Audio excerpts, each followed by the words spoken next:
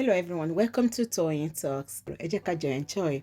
Until I'll see you in my next video. Stay safe, stay blessed. I love you all. Bye. Coming for. I say, waiting happen when they come for this lady. I've been busy. Now I go check her page. So on her page, some people said maybe she should now have announced that she's divorced. She said this thing happened since last year. Many of you are still assuming she's married. You don't want her to move forward. She kò ní fọkọ mi ni.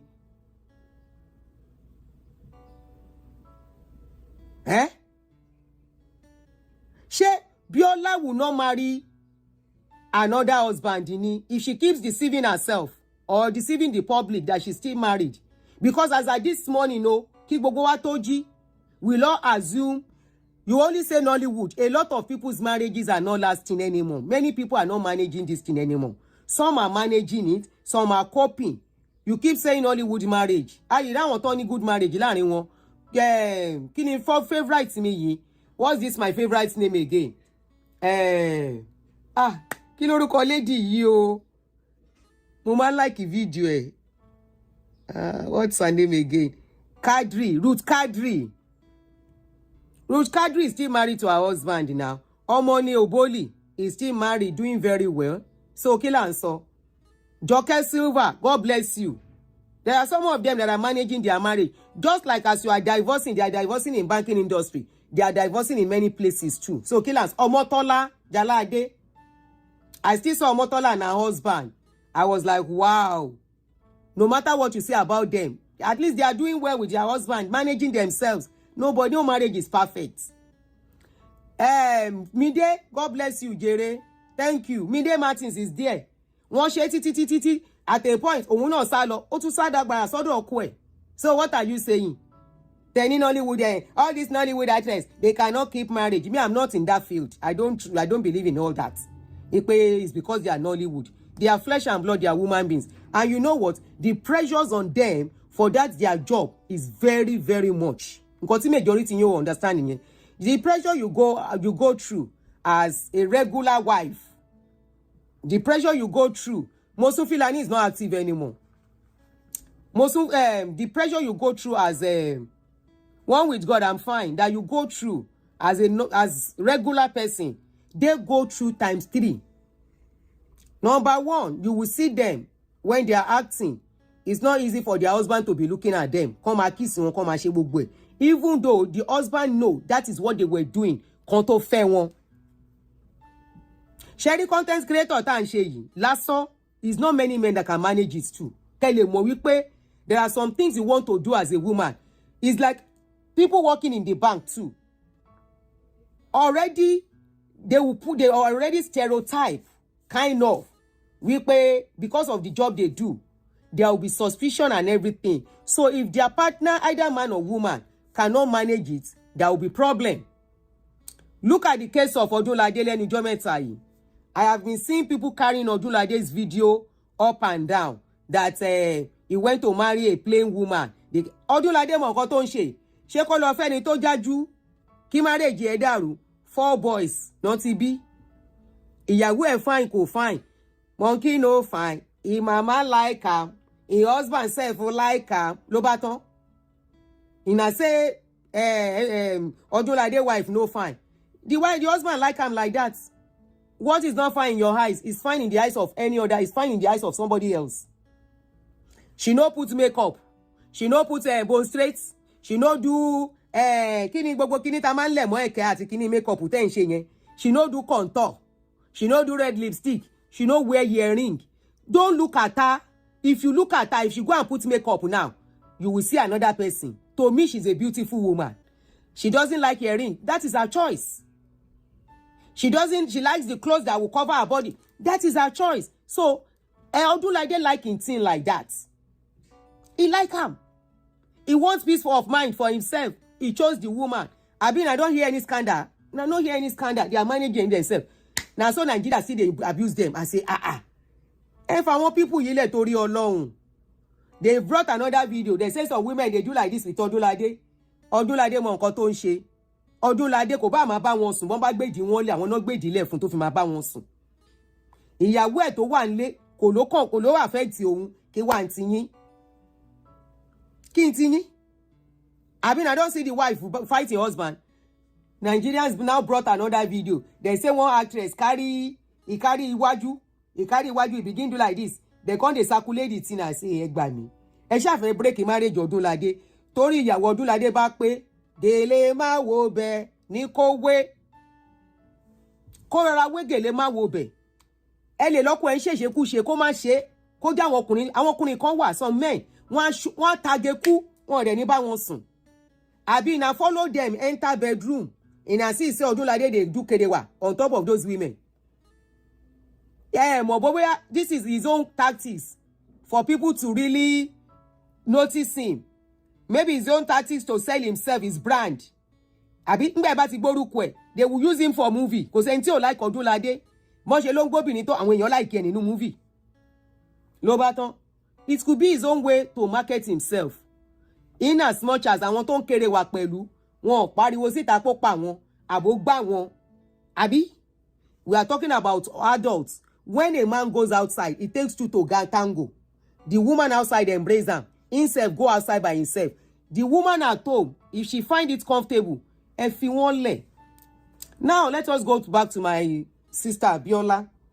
So, people were saying maybe Biola shouldn't have announced that she was separated from the husband. I said, why? Why can't she announce? Why are you saying she should not announce? Koma announce. She kò ní fọkọ mi mọ́.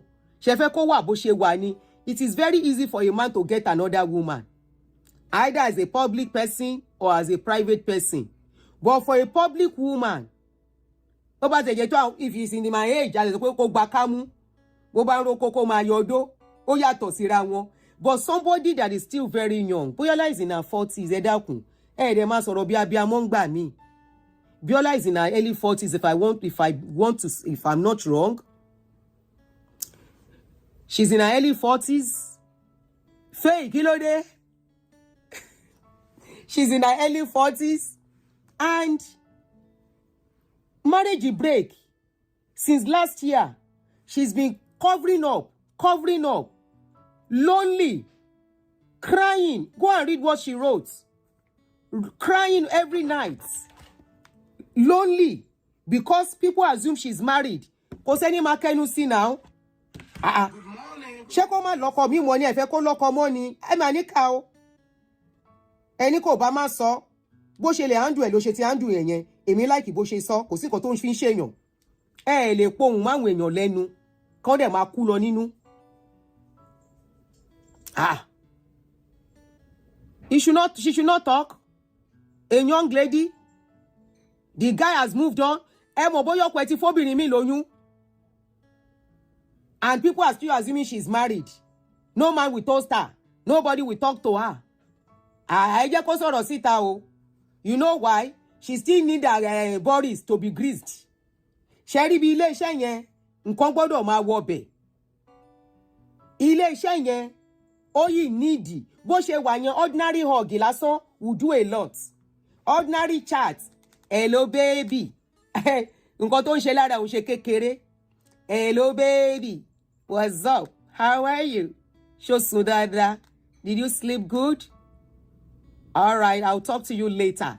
Kó wá jẹ́ from somebody, soulmates. Somebody téèyàn ti jí fún. Ordinary hello baby. How are ya? How was your night? Did you sleep good?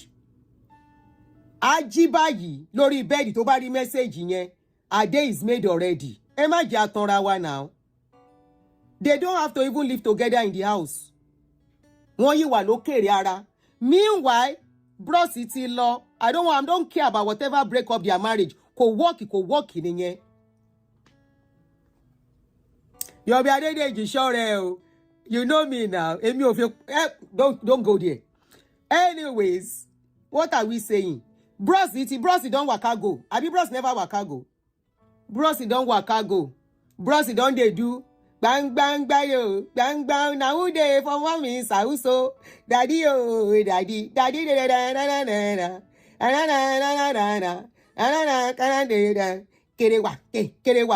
kerewa. Bros is already doing kerewa. Ẹ má tanra yín. Kí ló dé? Obìnrin wáyé ìyá ni. kò ń pé ọkùnrin now. Kò ń pé ọkùnrin rárá. And she was able to maintain that solo for a year and 2 months. She said since last year, April. Not to separate. Tony Kaluku ti lọ. She only kept it and made it private. Just like the husband deserve happiness. Èmi máa ń sọ tí ò bá work. You all know me. If you see that it's not working, instead of buying yourself there. That doesn't say money cold. My cold don't go. Instead of buying there and living miserable. Ayé ti lajú ju gbogbo yẹn lọ. Many of us are still living in stone age. We don't pray for broken marriage. I don't like divorce at all because divorce is very tough on anybody, no matter how little it is. Separation, ordinary separation, ordinary separation affects, something that is marriage, not only marriage, something that you have children together, you have done a lot together, and you have to separate. It's not easy on both the man and the woman.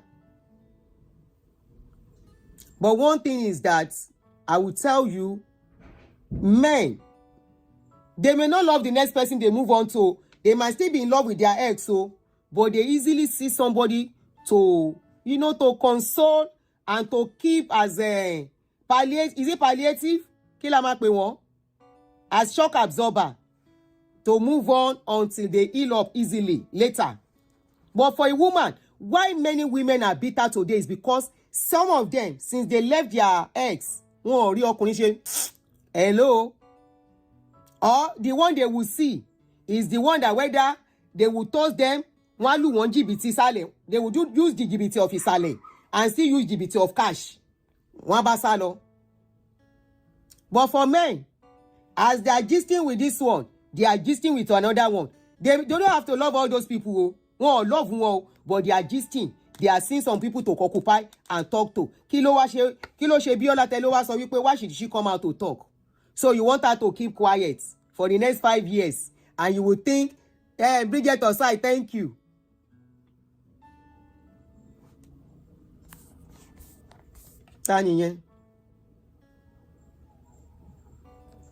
So you want her to zip her mouth and keep quiet.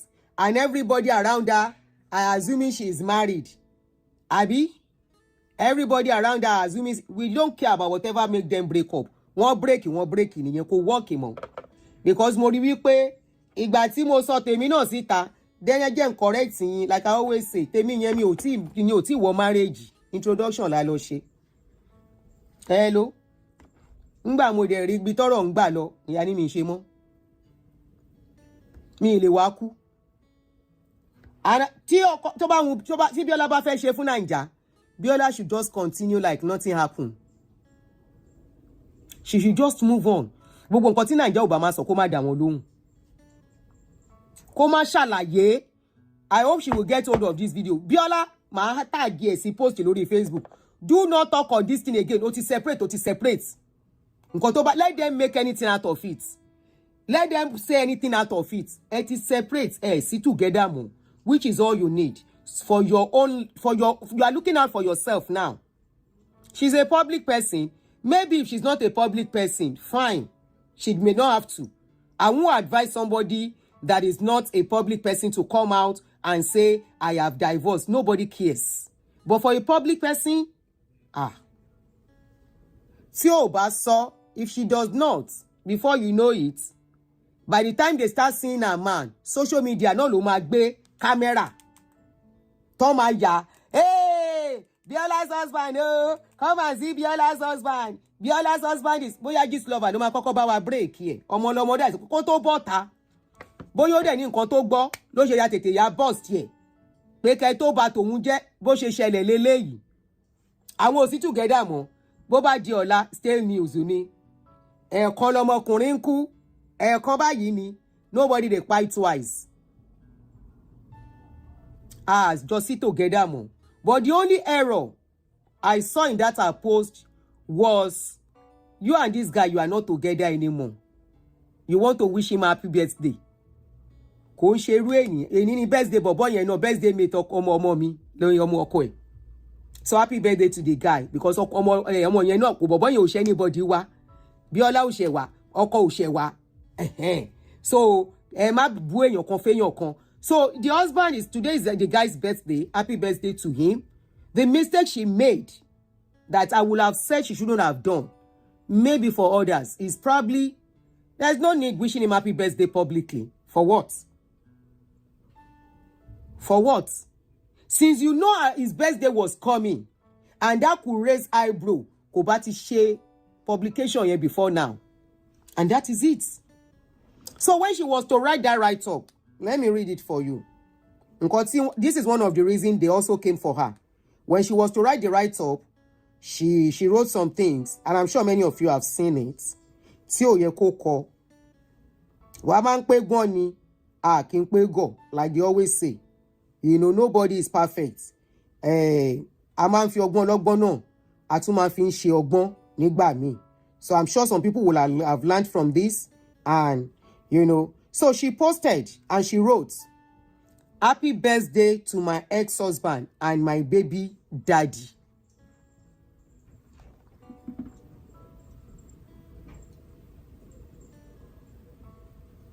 Kò ní ìdè. Kò ní ìdè. Somebody said maybe she was catching cruise. She can't use that kind of a thing, catch cruise. Kò lè fi irú nǹkan bẹ́ẹ̀ catch a cruise. No, I am Faye. I am not talking about when she made, why she announced it now. You know I've explained that. And no matter the time. But I said she shouldn't have used his birthday to announce it. And the way she wrote that a write-up. Mo feel bad. So things does not go messy. Happy birthday to my ex-husband and my baby daddy. So that is just the aspects I don't want to read the rest. There's no need. Ó dẹ̀ gbé picture bọ̀bọ́ yẹn àti picture baby ẹ̀ sí. Yes, people will have still talk. Then irú write up pé happy birthday to my ex-husband and my baby daddy.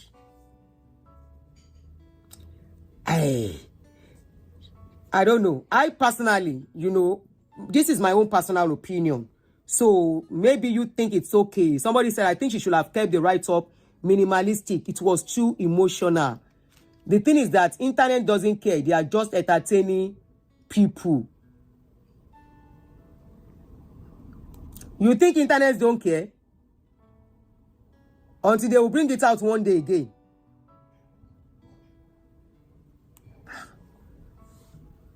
Kò ní the write-up, your first line, yeah. Then I feel she should have announced the breakup, knowing the guy's birthday is coming, and people will expect her to put up a post for the guy. Because I'm sure some people know the guy's dates. If they parted peacefully, finish Imole. To bá yẹ pé wọ́n part peacefully, kò yẹ kó kọ write-up yẹn bó ṣe kọ yẹn.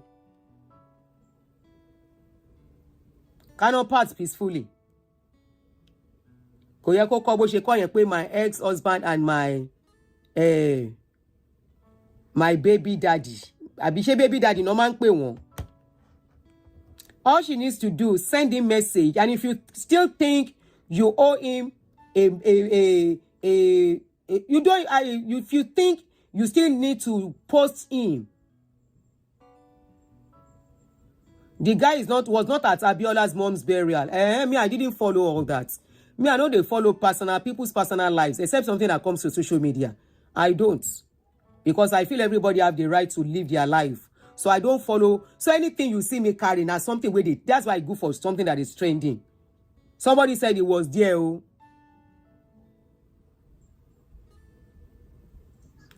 No, she can African Nubian. She can bring it. You know why? She has to let the public know she's no more married for her own good.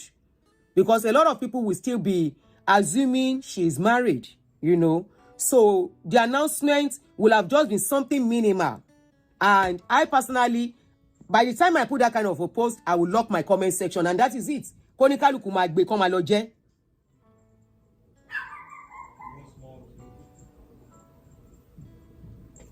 Kó ní kálukú máa gbé kán máa lọ jẹ. Very minimal. Not on his birthday, not the way it started. Wípé happy birthday to my ex-husband and blah blah blah blah. But all in all, ẹ jọ̀ọ́ nítorí Ọlọ́run, ẹ jẹ́ á fi Bíọ́lá lẹ̀. I wish both of them peace and I wish them the best journey onwards. Divorce is not the end of life. It's not. Nobody prays for it, but if it happens, it's not the end. It's not a death sentence. The way we make it look like it's a death sentence. Divorce is not a death sentence. Ọmọ ṣe dáadáa fún Sherry o, priority tèmi nílé ayé. We want all our children, we want everybody. Everybody wants to get married and everything. But I will tell you, being alive is more important. Not only being alive, number two, earning a living. I don't want to go into what could have led into the breakup. So it will just start assuming. Biola is doing very well for herself. In fact, she's even moving forward, doing very well. I'm sure before she came out to talk, she's already even healed. Ó ti wà okay kó tó sọ̀rọ̀. It's over a year. She must have accepted whatever has gone on. She must have adapted to it, and move on lókun. It is not a death sentence. Because Morelu, I wa do koka emi na la pé later wo pé èwo ni ọmọ nínú òun ò dùn bí tó ń wà. If you read the something go downwards, I don't want us to start assuming some things. Teba kakini and downwards, read some other things. Ẹni tó bá dé ń ṣe yẹ̀yẹ́ lẹ́ni tí ẹ náà lè dé lọ́la. Marriage breakup is not a death sentence. And it's not something to say, I know it will not last. I saw them. I saw the sign. She was once married. He was once married. Divorcee. If somebody divorced, they should not remarry. Hello? Because I saw some people even say, maybe she know he was once married. And the guy too knows that Biola was once married. They found themselves and they say, no, what we saw we wanted is not what we are seeing. Ó ṣe jẹ́ pé society wa is the society whereby people expect you to buy inside a marriage you are not happy in. Staying where you are not happy, you are buying yourself gradually. You can't even live a fulfilled life that you want for yourself. You can't. Biola is very busy. Iṣẹ́ ọwọ́ lè obìnrin ò gbọ́dọ̀ má ní. And I'm not saying the guy has done bad so torí mi mọ̀ kan tó ṣẹlẹ̀ láàrin àwọn méjèèjì o. I'm not saying whether the guy did anything bad. I am talking woman to woman now. Let men to men talk. I am talking woman to woman and woman to woman. Tí divorce marry wáyé. And I love what she did. Ngbà tó rí bọ́rọ̀ ṣe ń lọ tó lọ ṣe surrogacy. Very beautiful thing. This is one of the things that even made me start focusing on her. Tí mo fi ṣe show fún pé ó ṣe gan for doing that video. That this will really, really help a lot of women. That was when I was still talking about pastors. How pastors deceive people. How pastors make people feel they are the one getting people pregnant. I say, thank God, people like Biola can come out and speak and liberate many women. Because I know the damages all these pastors have caused in the lives of women. Many women today, níbi tán wà, pastor ló fà. Many had bad marriages because of pastor. Many are childless today because of pastor. Many, they've never even tasted what is called marriage because of pastor. So I was happy when she came out. I said, yeah, we are getting somewhere as a people. Good. And now we can see people are embracing it openly. It was after I came out. She already had her own children. And she said she wanted more children. But she couldn't carry it. And she got somebody to carry the baby for her. And she said it proudly. So that's Nancy Ume. Thank you.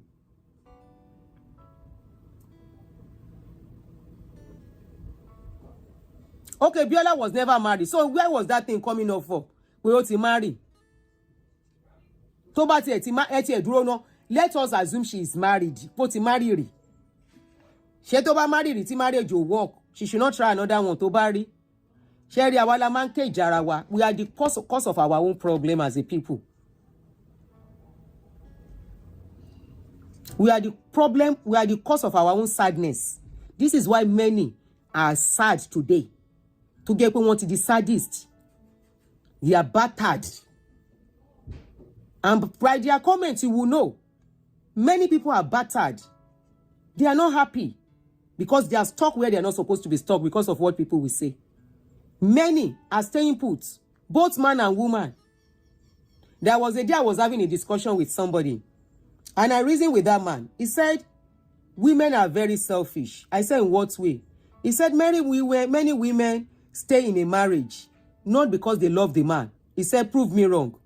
Honestly, I could not say anything. You know why? I know he's right. Many of these women want to bruise you. They've been abused. They go through so much. Don't get me wrong. We have women abusers and we have men abusers. But in our societies, men are more enabled for abuse than women. So when that guy said, he said, women they only stay in marriage out of their selfishness. I couldn't say anything. I said, he's right. I said that was right. He said, when we say, monji ya money, tori omoni mo she duro, tori omoni mo she duro. He said, is it true? I said, yes now. He said, no. It's because you people don't want to go and start taking care of the children alone. I said, your money monje. And it is true. And I say, this is the reason why when it gets to a stage, Tomobati Dagba, it is very easy for women to work out. Kò sí bùkátà lọ́rùn àwọn ọmọ ìgbà yẹn ló máa rí pọ́bìnrin sọ pé mi ò lè wá kú síbí mo ti rọ́rọ́rọ́rọ́ gbogbo wàhálà tó ti fomi ṣe látọjọ́ yìí ó ṣètò mò ń lọ by then mo ti dàgbà. So I know the guy was right. So many that are staying put lè máa abuse obìnrin kó dókòó sábẹ́ ẹ̀ kó máa ṣe I love you fún ẹ or máa ní kó latan á latan fún ẹ wà wá rò pò nífẹ̀ẹ́ irúfẹ́ òfò nìyẹn. Irúfẹ́ òfò wo nìyẹn? This is why they remove shock in the legs of many men. Why are your shock lẹ́sẹ̀ but they ready they expect? Of course, many of you are getting married. Imagine sọ̀rọ̀ kó má dà pé ọkùnrin ni mo fẹ́ wá sọ̀rọ̀ sí.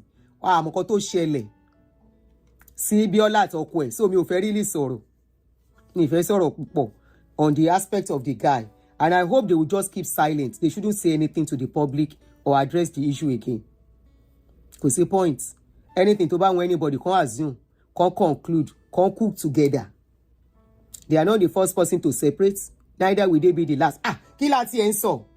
As we were still talking of their own. You know that senator. That senator. Toman to Laura toy. Ni shop to lu èèyàn.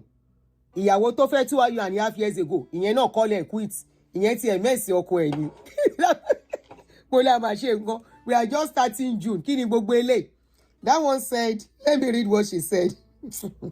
Social media. So don't say the Biola is bringing everything to social media.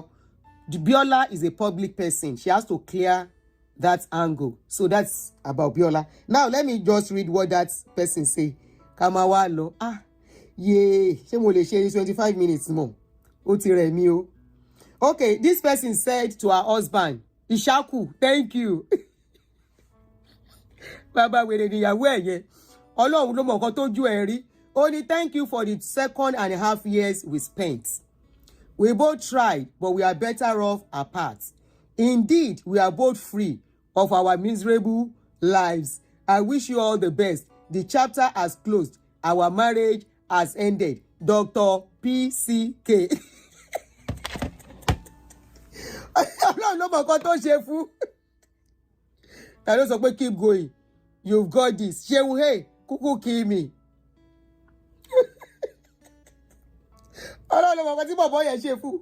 Ó ti fìtì náà tí ó ti fẹ́ pa sínú ilẹ̀. Orí ẹ̀ ti fẹ́. Just two I dey have. Ìwọ Kàsóńgó yé. Ta ló fún wa studio blue.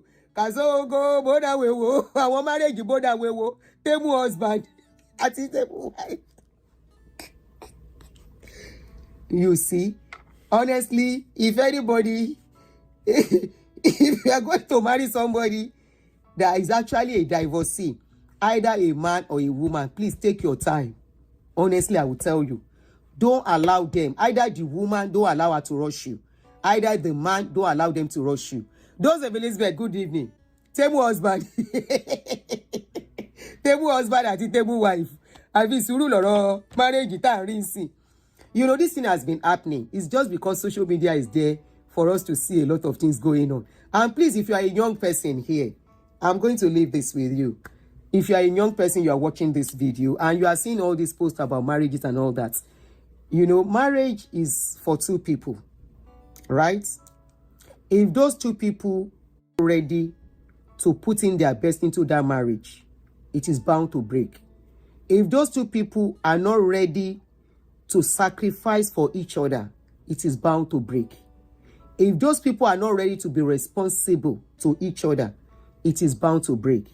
If those people are not intentional in everything they are doing, putting themselves in the shoes of their partner before they do anything, they are bound to break. Now, I'm going to cite a very common example.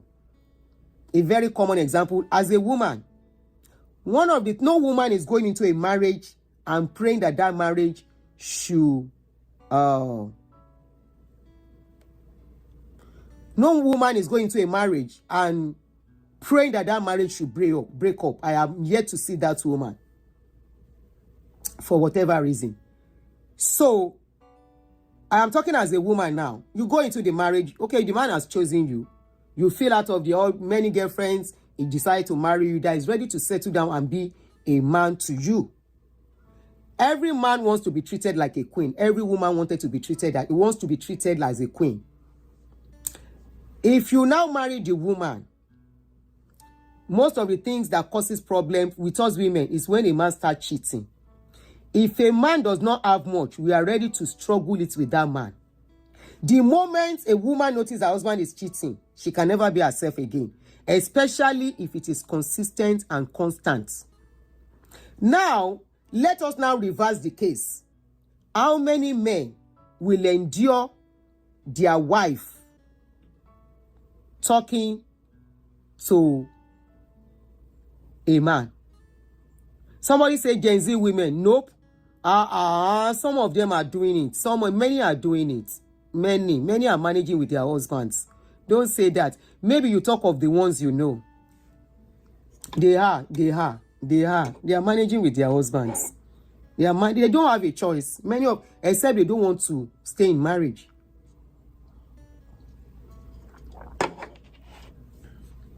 But you don't get money. You they manage. Light up, how are you? And the next thing you want to do is to still continue to go up and down. The woman will not clap for you. Do you know how many men whose wife have cheated and still let her stay? Àwọn ọkùnrin ti win mi lórí case yìí o.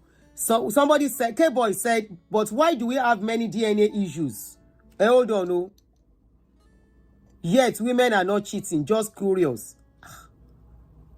I want to pin your comments. K-boy, how many DNA cases do we have compared to men cheating? I agree. Some women are cheating, for real.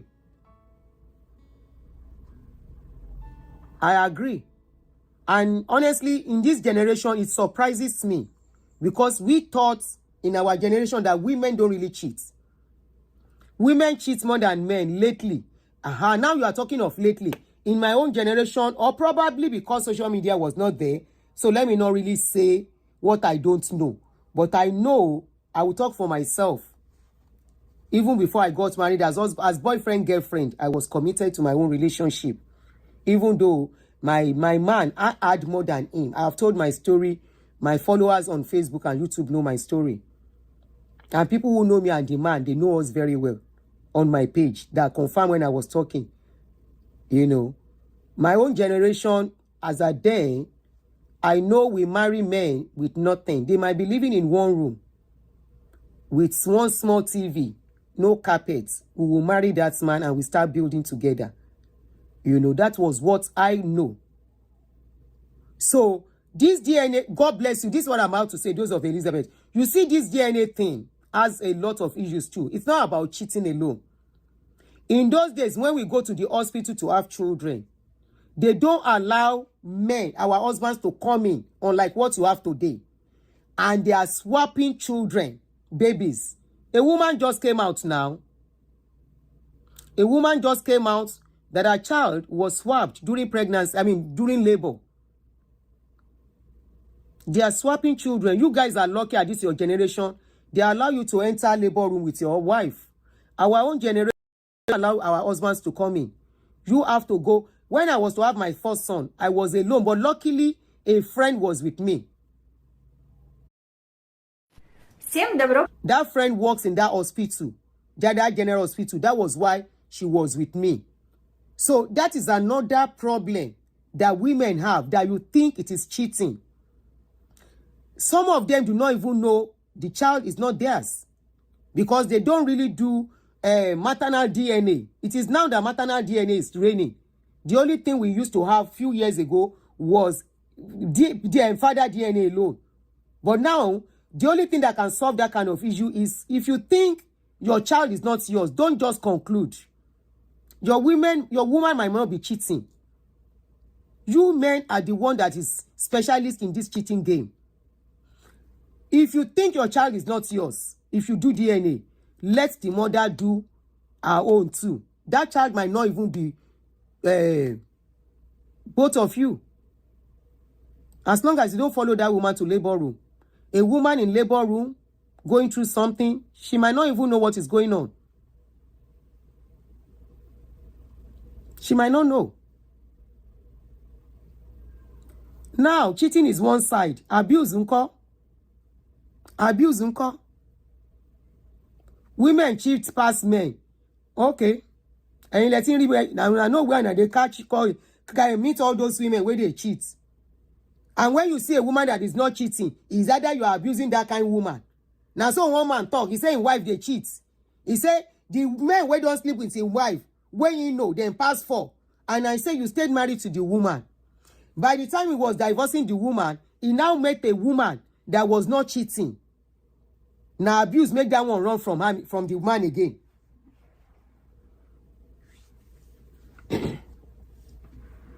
Abuse. So whether the wife where they cheat at home, whether now abuse carry that one to go outside. Just like we make excuse for men. Say whether the woman no do her duty, now you make men go outside. Waiting make your wife go outside. Waiting make her go outside. Some of you, immediately that woman get born picking finish, you pack her one side. She's no more attractive. And of course, no woman is attractive with pregnancy. Me, somebody like me, if I bring out my pregnancy picture, you can never say it is me. Lie. And I will be like that after I give birth. I will still remain like that like a year plus. Before I come back to myself, it will take me 2 years. And that 2 years, now so my neck will go still long. Because I usually do exclusive. So, if you are talking about a woman cheating, waiting you do, the same way we they ask women, say, you know, give the man well. The man wants one style, you know, give him. The man want this one, you know, give him. You know, cook enough for your husband. You know, clean the house well. You know, do this one well for your husband. You know, now that they take care of man. I have seen cases where many of you abandon these women. I have spoken to a lot of people that will abandon their women and they are outside active. And you want that woman to remain like that. By the time she will go and collect advice and say, if that is what it has to do to keep your home, you say, find one for one side now. At that time, you cannot stomach it as a man. What you have been dishing out to her. How can a man that doesn't want his marriage to break be wearing trousers and be putting belts when he wants to sleep just because he don't get another woman we born for him for outside? I'm not making cases for women, no, but I'm just saying what we know.